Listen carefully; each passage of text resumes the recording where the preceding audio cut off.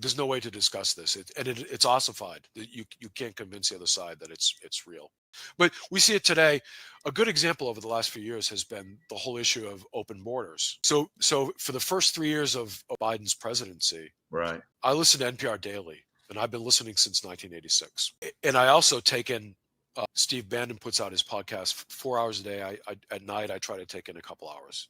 Mm-hmm. Less so today, but back then I was taking in 2 hours. Steve Bannon had a stable of 4 reporters who would go down to the border and report from the border, or they go down to like the Darien Gap and report with cameras from the Darien Gap. Right. Right. They were at the Darien Gap, or the entrance to the Darien Gap. They would say, well, it's so dangerous for these migrants to go through the Darien Gap that the United Nations has trucks set up, and they'd show the truck, right? They're giving out rape kits for the women because the women, there's a high likelihood they'll get raped, right? So you see, it's a United Nations truck. So clearly the United Nations is there, right?